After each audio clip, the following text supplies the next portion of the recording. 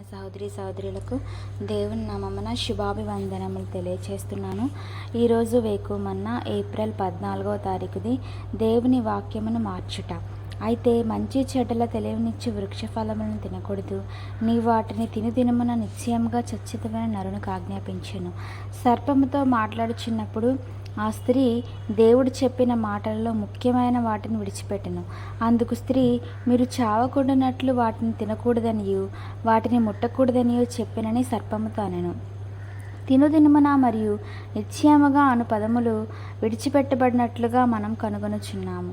దేవుడు నీవు నిశ్చయముగా చచ్చెదవని నొక్కి వ్యాఖ్యానించి హెచ్చరిక చేసినను ఆమె నిశ్చయముగా అను మాటను విడిచిపెట్టుట ద్వారా దాని ప్రాముఖ్యతను తొలగించెను. అంతేగాక నీవు దానిని ముట్టకూడదన్న మాటలను ఆమె కలిపినది. దేవుని వాక్యం అగ్ని అయి ఉన్నది, అది యొక్క సుత్తే, అది 2 అంచులు గల వాడి అయిన ఖడ్గము. దానిని ఉపయోగించుచున్నప్పుడు జాగ్రత్తగా నుండుము. దాన్ని వివేచించుటకు దేవుని నుండి జ్ఞానమును వెదుకుము. దేవుని ఎదుట యోగ్యునిగాను సిగ్గుపడనక్కర్లేని పనివానిగాను సత్యవాక్యమును సరిగ్గా ఉపదేశించువానిగాను నిన్ను నీవే దేవునికి కనుపరుచుకున్నట్టుకు జాగ్రత్త పడును. మనము దేవుని వాక్యం చదువునప్పుడు ప్రభువా నాకు ఏమీ తెలియదు, దాన్ని గ్రహించుటకు సహాయం చేయు అని వైఖరితో చదవవలను.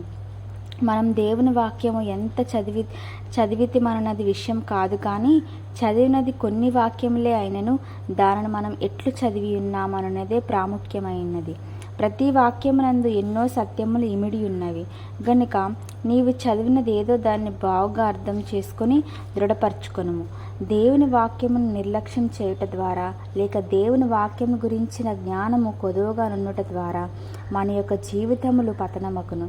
నేను మీకు ఆజ్ఞాపించిన మాటతో దేనిని కలపకూడదు, దానిలో నుండి దేనిని తీసివేయకూడదు. ఎవడు దీనుడై నలిగిన హృదయము గలవాడై నా మాట విని వణుకుచుండునో వానినే నేను దృష్టించుచున్నాను అని ప్రభువు సెలవిచ్చాను. కాబట్టి దేవుని వాక్యము మనం చదివినప్పుడు జాగ్రత్తగా చదవవలను.